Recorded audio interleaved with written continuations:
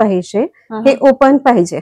Okay. म्हणजे लक्ष्मी इथून येणार आहे. म्हणजे ही लक्ष्मीची पावलं आहेत हा, ना हे जे सिम्बॉल आहे म्हणजे ना, हा, तो हा, तर हा. लक्ष्मी इथे रथात विराजमान आहे. ओके. आणि तिच्या सोबत जेव्हा लक्ष्मी घरात येते तेव्हा ती एकटी नाही येत ना, हा, हा. तिच्यासोबत सगळं येतं.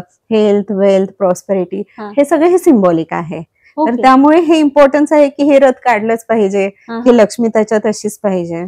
आणि हे जे शिक्क्याचं फॉर्म आहे ते तुमच्याकडे अष्टलक्ष्मी, वेगवेगळ्या फॉर्म मध्ये लक्ष्मी घरात येत आहे. त्यामुळे हे लावताना हे असं लावायचं की हे घरात एंटर करतेय. जेव्हा मला एक्झिबिशन घ्यायचं होतं ना, तेव्हा त्यांनी मला एक 20-25 हजार दिले होते. जेव्हा एक्झिबिशन झालं, मी आपलं सगळं कॅल्क्युलेशन करत होते, इतकं झालं वगैरे. तर ते म्हटले ते ठीक आहे, पण तुला जी मी इन्व्हेस्टमेंट म्हणून दिलं होतं ना, ते मला माझी परत पाहिजे. बट हा, म्हणजे ही सवय मला पुढे खूप काम येते. आणि त्यांचं जे डायलॉग आहे ना, की खुद की लढाई खुद लढो, ते एक आहे की तुमच्याकडे कितीही काही असो, तुम्हाला स्वतःची लढाई स्वतःच लढायची आहे.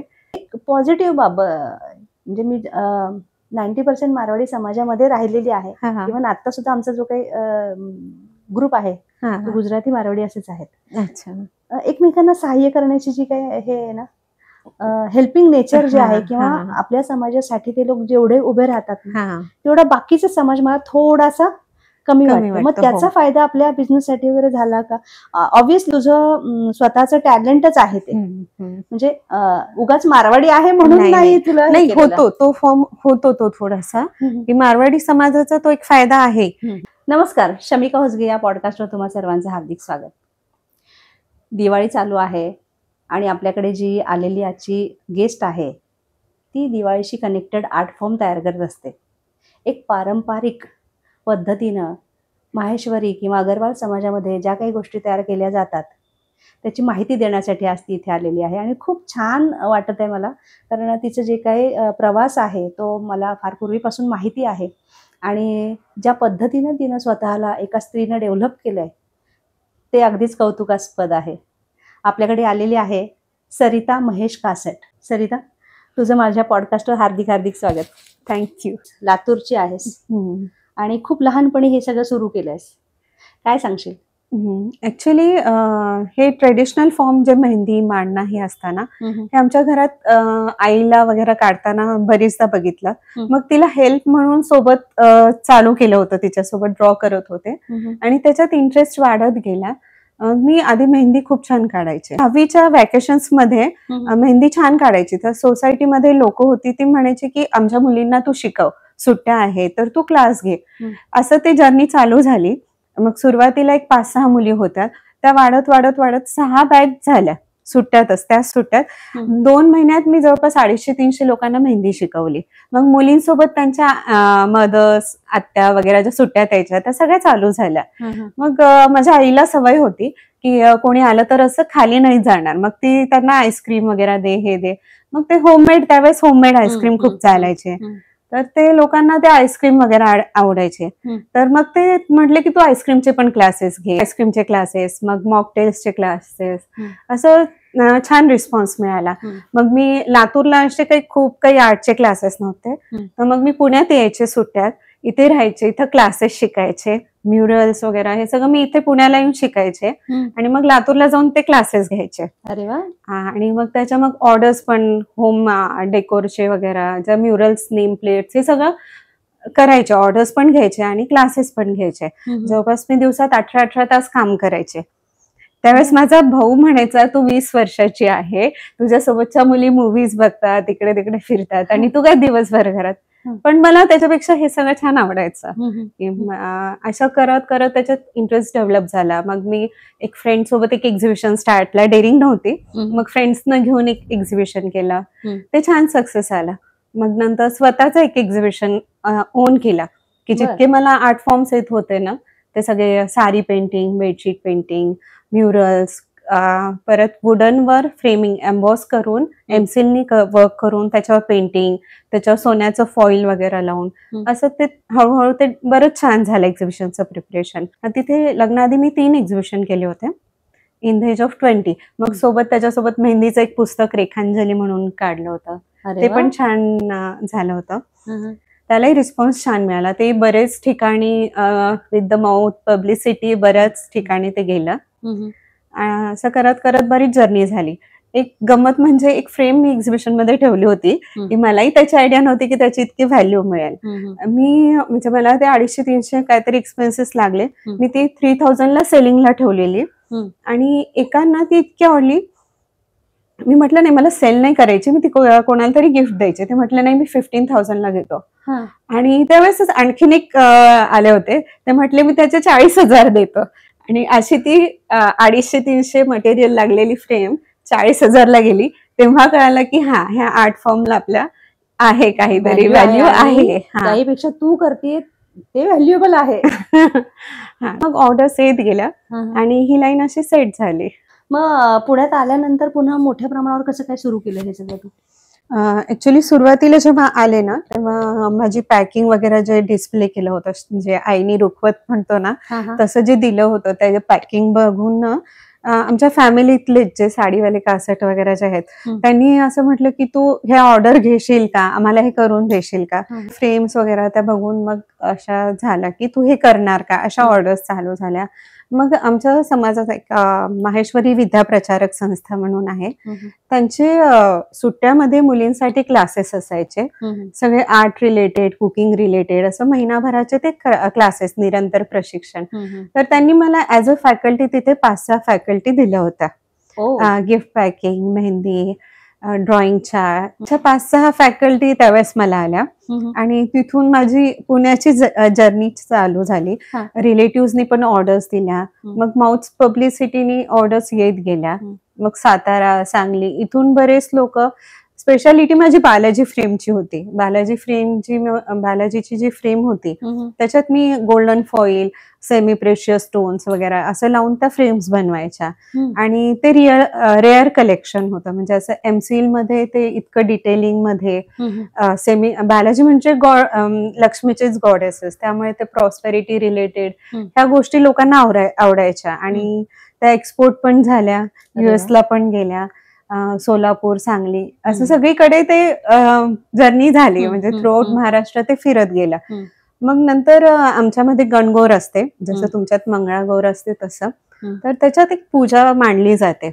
ते मी असंच, माझी होती पहिली गणगौर होती, तर त्यावेळेस मी ते ड्रॉ केलं. तर ते लोकांना इतकं आवडलं की लोक म्हटले की तू आम्हाला बनवून दे.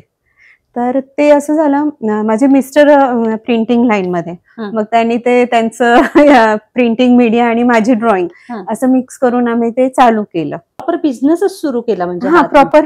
मला आधी ऑर्डर आल्या, 10-15 ऑर्डर आल्या. मग आता इतक्या बल्क मध्ये आपल्याला करायचं आहे, तर मिस्टर म्हटले आपण ह्याला प्रिंट मीडियात करू. मग ते असं डेव्हलप झालं. आणि नंतर मग त्याला रिस्पॉन्स इतका छान झाला की ते 1000च्या काउंटमध्ये ते डिमांड आल्या त्याला. वेगवेगळ्या गावात वगैरे, सोलापूर, सांगली, अमरावती, विदर्भ साईडला पण छान डिमांड होत्या. नंतर MP मध्ये, इंदोर साईडला वगैरे, जिथे माहेश्वरी अगरवाल समाज आहे तिथे सगळीकडे डिमांड आला. मग ज्यांची मुलं अब्रॉड राहतात त्यांनाही ते असं झालं की त्यांना तिथे ते पूजा वगैरे करणं पॉसिबल नव्हतं. मग ते असं करत करत ते वाढत गेलं. मग त्याच्यात नंतर आमच्या दिवाळीत मांडणा, राजस्थानी मांडणा काढतात. तर ते असं म्हणजे कंपल्सरी असतं, ते तुम्हाला दर दिवाळीला ते काढायचंच आहे. आणि आता असं झालं की शॉर्ट फॅमिली. काय रांगोळी असते का काय? ऍक्च्युली आम्ही जे आधी काढत होतो ना ते ऑइल पेंटनी काढत होतो. रेड आणि व्हाईट ऑइल पेंटनी, चुना आणि गेरू म्हणतात, म्हणजे काव म्हणतो ना, त्याच्यानी. ते ट्रेडिशनली त्याचं ते इम्पॉर्टंट आहे की तुम्हाला ते रेड व्हाईट करायचं आहे. मग ते असं थोडंसं डोकं लावलं प्रिंट मीडियामध्ये मिस्टर असल्यामुळे. मग ते म्हटले तू ड्रॉ करून दे, आपण त्याच्यात बघू काय करता येतं. मग ते मी ड्रॉइंग केलं. आणि हे सगळं सिम्बॉलिक लँग्वेज असतात, त्याला कुठेही तुम्ही मॉडिफाय नाही करू शकत जास्त.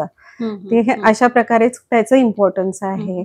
तर मग ते ड्रॉ करत गेले. आईकडनं ड्रॉइंग आलेलीच होती, तिच्याकडनं ते शिकलेलं होतं. आता हे कसं ट्रेडिशनली आई आधी काढत होती, त्यामुळे बरंच माहित होतं डिटेलिंग. आणि ते काढता काढता असं चालायचं ना की हे असं का काढायचं वगैरे, ही क्युरिओसिटी असायची. मग आईने ते एक्सप्लेन केलं होतं. तसंच आता मी ह्या स्टिकर मध्ये एक आहे आपल्या, ते थोडं पास. अच्छा, हे मांडणं.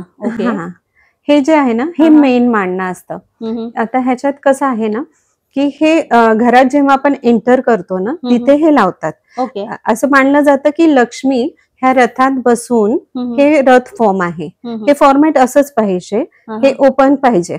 ओके. म्हणजे लक्ष्मी इथून येणार आहे रथ. म्हणजे ही लक्ष्मीची पावलं आहेत हा ना? हे जे सिम्बॉल आहे ना तो तर लक्ष्मी इथे रथात विराजमान आहे. ओके. आणि तिच्या सोबत जेव्हा लक्ष्मी घरात येते तेव्हा ती एकटी नाही येत ना, तिच्यासोबत सगळं येतं.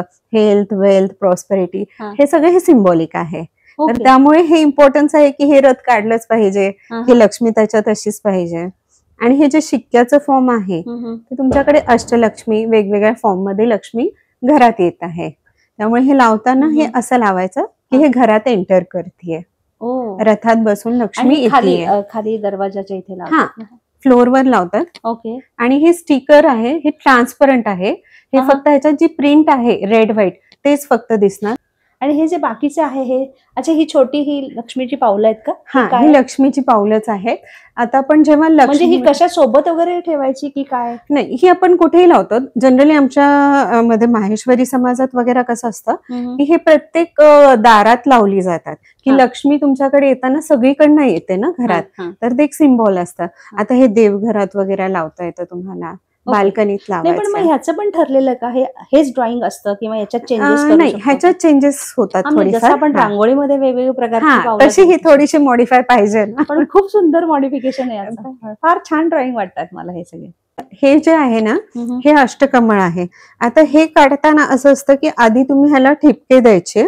असे 8 लाईन मध्ये 8 साईडनी देतात. हे 8 अँगल मध्ये 8 ठिपके द्यायचे. मग त्याला म्हणजे पेन न उचलता 8, 5, 3, 2, 1 ह्या सिक्वेन्स मध्ये हे असतात ड्रॉ करायचे. कट नाही करायचं. पेन किंवा आपण काही युज करतो, ब्रश करतो त्यावेळेस आपल्याला उचलायचं नसतं. ते एका ठिपक्यापासून चालू केलं तर ते कंटिन्यू ते डॉट असतात, त्याची ती सिक्वेन्स असते 5, 3, 2, 1. परत त्याची सिक्वेन्स 1, 2, 3, 5. परत त्याची सिक्वेन्स 4, 3, 2, 1 असं सिक्वेन्स मध्ये ते काढत जायचं. हा त्याची ती स्किल आहे. ती माझ्या एका आजी सासूकडनं मी शिकले आहे. तर हे इम्पॉर्टन्स याचं असं असतं की तुम्ही धनतेरसच्या दिवशी असं मान्यता असते की लक्ष्मी सगळीकडनं जात असते.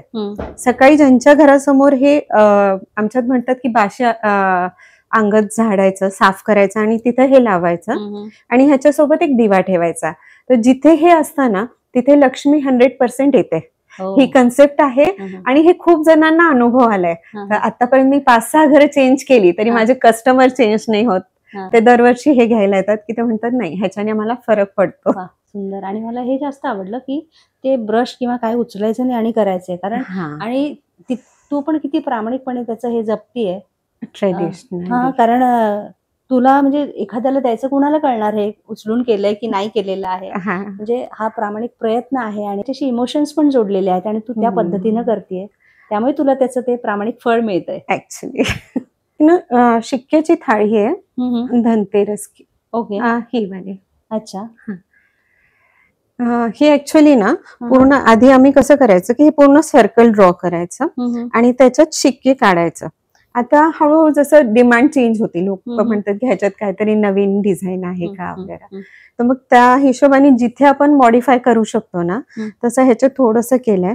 आता ह्याच्यात जसं लक्ष्मी इथे स्थायी आहे आणि तिच्यासोबत म्हणजे धनतेरसच्या दिवशी ताटात आम्ही 7 दिवे ठेवतो. जनरली सगळे तसंच करतात पूजा. आणि त्याच्यासोबत सोनं, चांदी, आपल्या घरातले जे जुने शिक्के असतात पूजा ठेवतो ते ठेवतो. त्यामुळे ह्याला शिक्क्याची थाळी म्हणतात. आणि मग ह्याची पूजा त्या दिवशी करतात. अच्छा. ह्याच्यात एक आणखीन एक असतं की हे पण सगळं कंपल्सरी असतं की माहेश्वरी समाजात किंवा जिथे पण दुकान जिथे असते तिथे दुकानाची मोठी पूजा असते दिवाळीच्या दिवशी. तर त्याला गादी म्हणतात, जिथे गल्ल्याची पूजा करतो तिथे.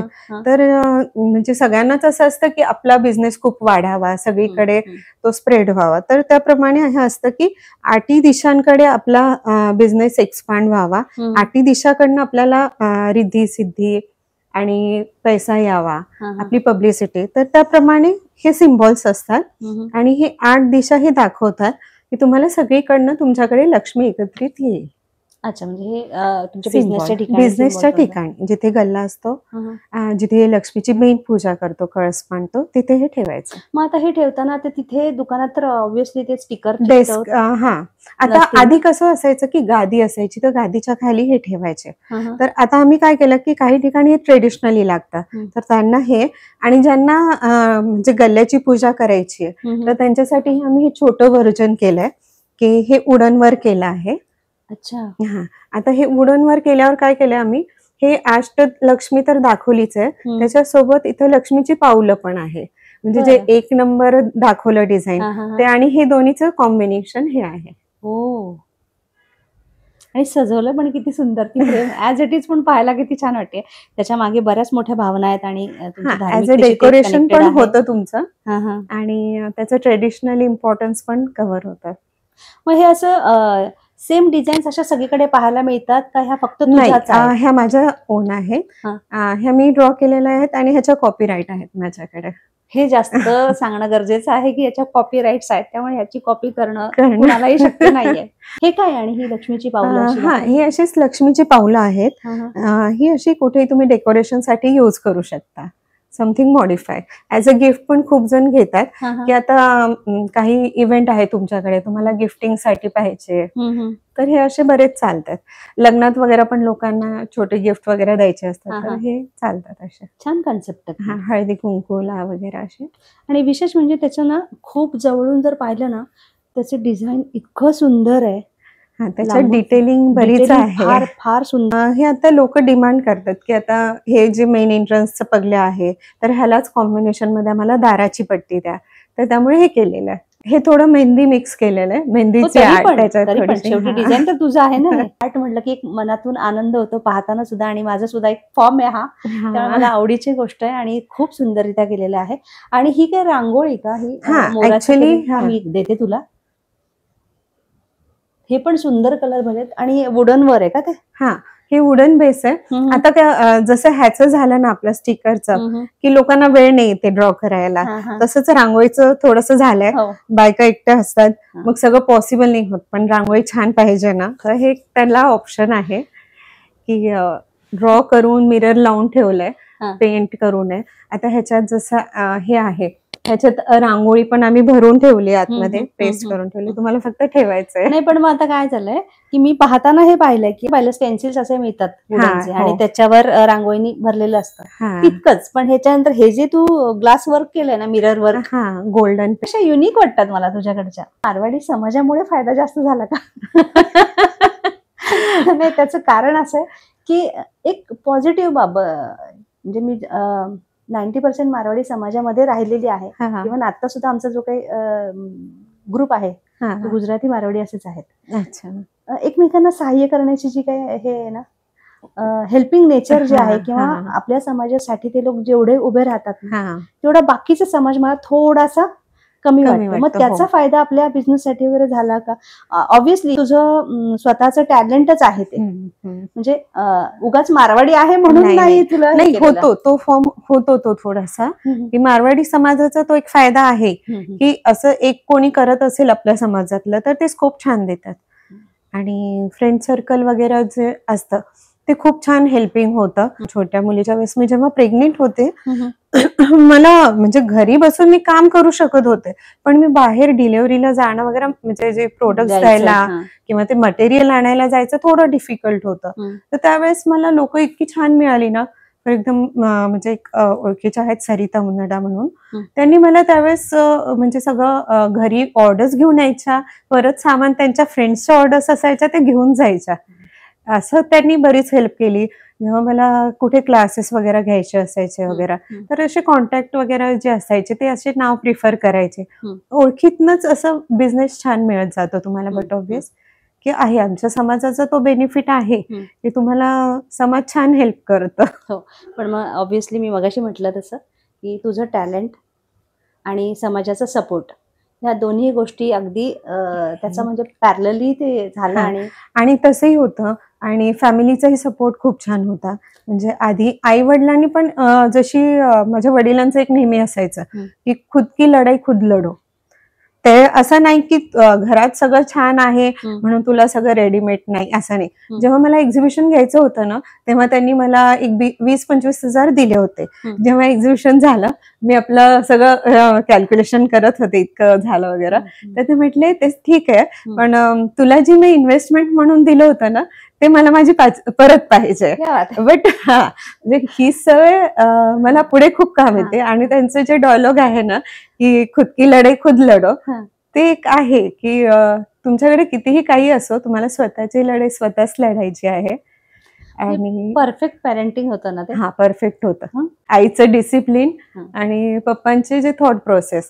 असं नाही की मुलगी आहे म्हणून त्यांनी असं कधी मला काही शिकवलं नाही वगैरे नाही. फायनान्स साठी तर ते म्हणजे आम्ही जेव्हा 5th-6th मध्ये होतो ना, तेव्हा आधी ते डीडी वगैरे काढायचं, तर ते कॅश इतकी काउंट करायची, बँकेत जायचं, ते स्लिप कशी भरायची, डीडी कसं काढायचं, ते सगळं आम्ही 5th मध्ये असताना 1.5-2 लाख असे बॅग मध्ये घेऊन जायचं. मला कधी कधी बँक मॅनेजर पप्पांना फोन करून विचारायचे, तुमची मुलगी अशी घेऊन आली आहे, तुम्ही पाठवलंय का? ओके. म्हणजे त्यांनी असं मुलगी मुलगा असं कधी नाही केलं, असं भेदभाव नाही केला. आणि म्हणजे फायनान्स किती इम्पॉर्टन्स आहे ते मॅनेज करणं आणि फॅमिलीला सोबत घेऊन कसं चालायचं, ते सगळं मला आई पप्पांनी खूप छान ट्रेन केलं होतं.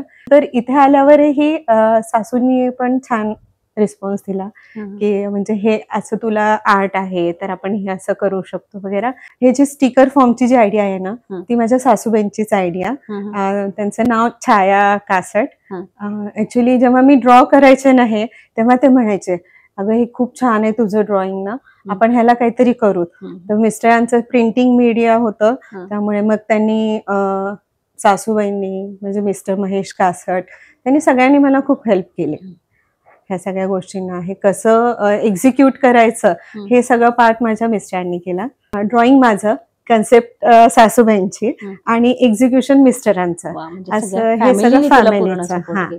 आणि पुढे माझ्या दोन्ही मुली पण मला आता जसं हे सोशल मीडिया वगैरे जे आहे, हे व्हिडिओ बनवायचंय, हे कसं करायचं, हे सगळं माझी मोठी मुलगी भूमिका, छोटी सांची, ह्या दोघी पण मला खूप हेल्प करतात प्रत्येक गोष्टीला. मम्मी हे असं नाही, असं करू. आणि प्रत्येक वेळेस त्या उभ्या असतात की नाही तुझ्यात आहे, तू हे करू शकते, ते करू शकते. मी काय करू शकते हे माझ्यापेक्षा जास्त त्या छान सांगतात. स्त्रीला जर घरून सपोर्ट नसेल तर ती काहीच करू शकत नाही रे. कारण तारेवरची कसरत सगळ्यांचीच असते. हो, उलट हे सगळ्यांना प्रेक्षकांना पण प्रेरणादायीच असणार आहे की एक स्त्री एवढं सगळं करू पाहतीये, पण मग तिला घरच्यांनी पण इतकं, सासूबाईंपासून ते मुलींपर्यंत मिस्टरांचा सपोर्ट तर असतोच. त्यामुळे सगळ्यांनी सपोर्ट केल्यामुळे एक लेडी कुठल्या कुठे काम करू शकते. तुझं साडी आणि ब्लाऊज पेंटिंगचं पण मोठ्या प्रमाणात आहे ना, तर ते कसं काय करते? ते ऍक्च्युली ते आधी मी लग्नाआधी ते साडी पेंटिंग बरंच केलं होतं. बॉम्बेची एक आर्टिस्ट होती, ती म्हटली की तू मला हे करून देशील का, तू करून दे पण ब्रँडिंग माझं होईल. मी म्हटलं ठीक आहे, मला काम मिळतंय, माझी आर्ट कोणत्याही फॉर्म मध्ये लोकांपर्यंत जातीये तर ठीक आहे म्हटलं. मग तिथून ती थोडीशी जर्नी चालू झाली. मग ते करता करता मग जसं मी तुम्हाला म्हटलं की माझ्या मुली मीडियामध्ये मला थोडं शिकवायला लागल्या. मग मी थोडंसं स्वतःच एक इंस्टाग्रामवर चालू केलं. मग तिथून मग साडीच्या पेंटिंगच्या ऑर्डर्स वगैरे यायला लागल्या. ओके. आणि मग पेंटिंग मला आधीपासूनच आवडतं आणि त्याच्यात आता व्हेरिएशन करायला आवडतं. तुझं आणि इव्हेंट डेकोरेशनचं पण काम चालू आहे, ते प्रेक्षकांना सांगशील? ऍक्च्युली डेकोरेशनची हौस पहिल्यापासून होती.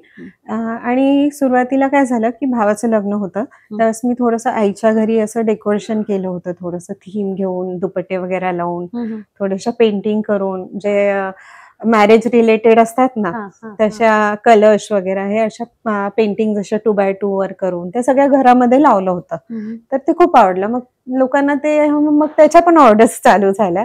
मग तिथून ते छान झालं. मग नंतर एक प्रोफेशनल इव्हेंट वाले होते, त्यांनी अप्रोच केला की तुम्ही आमच्या स्टेजच्या डेकोरेशनसाठी आम्हाला करून द्याल का. मग तिथून मग स्टेजचं डेकोरेशन करून द्यायचं पूर्ण, ते पण काम चालू केलं. स्टेजचे डेकोरेशन मग कुठल्या कुठल्या फंक्शनचं करते तू? लग्नाचे वगैरे जे असतात, इव्हन जे छोटे मोठे फंक्शन्स, एंगेजमेंटचं वगैरे आहे तसे घेतो. जेव्हा भागवत कथा वगैरे असतात ते, किशोरजी व्यासची एक कथा होती आपल्या इथे नवीन मराठी स्कूलमध्ये, तिथे पण मी केलेलं आहे. आता एक ट्रेंड आहे की राधाकृष्णाची फ्रेम रूम मध्ये लावायची. जसं जसं डिमांड येते ना तसं आपण त्याच्यात करतो. एंट्रन्सचं गणेशाची आहे, नेम प्लेटची, ओके. असे म्युरल्स आपण करतो मेक टू ऑर्डर. जसं आता नवीन घर कोणाचं असेल तर त्यांचं पूर्ण घरामध्ये ज्या म्युरल्स लागतात त्या पण करून देतो. हे जर तुम्हाला सगळ्यांना ऑर्डर्स द्यायच्या असतील म्युरल्सच्या वगैरे, किंवा तुम्हाला काय असेल कोणाला गिफ्टिंग करायचं असेल अशा गोष्टी, तर तुम्ही ऑरा द क्रिएशन ह्या इंस्टाग्रामवर तुम्ही फॉलो करू शकता आणि तुमच्या काय ऑर्डर्स असतील त्या आपण करू शकतो. आणि जसे हे स्टिकर्स म्हटलं, हे सोशल मीडियाचा फायदा इतका होतो ना की तुमचे प्रोडक्ट्स गावोगावी जातात. आता बरोबर. जवळपास माझे 45 ठिकाणी आउट ऑफ पुणे हे सगळे स्टिकर्स सेल होतात. गणपतीपासून ह्याच्या ऑर्डर्स चालू होतात बाहेर गावच्या वगैरे. जे रिसेलर्स असतात, रिटेलर्स असतात, इव्हन ज्या लेडीज असतात ज्या घरातनं काही काम करतात, अशी पण लोक माझ्याशी खूप जोडली गेली आहेत लेडीज, आणि त्यांना ते खूप छान बेनिफिशियल पडतं. कारण हा जो आहे ना प्रोडक्ट हा खूप रेअर मिळतो. आपण मोनोपोली प्रोडक्ट पण आपण म्हणू शकतो की हा खूप कमी लोकांकडे मिळतो. त्यामुळे त्यांच्याकडे हा लोक ह्यामुळे स्टॉलवर येतात. त्यामुळे हा गणपतीपासून इतक्या ऑर्डर्स चालू होतात, एकेकाच्या जवळपास दिवाळीपर्यंत 3-3 ऑर्डर्स होतात, रिऑर्डर्स होतात. आणि ह्याचं काम आपण आता 1 महिना झाला, नोव्हेंबरचा 1 महिना गेला की डिसेंबर पासून चालू होतं ह्याचं सगळं काम. ते वर्षभर चालतं. सरिता, खरंच हा आर्ट फॉर्म वगैरे किंवा तुझे जे काही काम करते आर्टमध्ये ते ऐकून फारच प्रसन्न वाटलं, म्हणजे छान वाटलं. मी म्हटलं ना, ते एक ऑरा असतो आर्ट करणाऱ्या लोकांचा, तो खूपच भारी हे सगळं. आणि हे मांडणं आर्ट आहे ना, हे खरंच मलाही माहित नव्हतं. त्यामुळे तुमच्या पर्टिक्युलर एका समाजासाठी आहे ते, पण जरी एका समाजासाठी असलं तरी त्यातले जे सिम्बॉल्स वगैरे आहेत किंवा ते लक्ष्मीचं जे काही प्रतीक आहे ते सगळं सगळ्यांसाठीच आहे. लक्ष्मी सगळ्यांचीच आहे. आता आमचा समाज सोडून ना इतर समाज पण बराच हा आवडतो हा फॉर्म लोकांना. आणि लोक म्हणतात की नाही, हे आमच्या घरात आम्हाला हे व्हाईट टाईल्सवर हे छान वाटतं, तर आता त्यांनाही तो खूप आवडतो. आणि इतर समाजही खूप कस्टमर आहे माझा. छान माझ्याशी गप्पा मारल्या आणि खूप मला यातून माहिती मिळाली. धन्यवाद. धन्यवाद.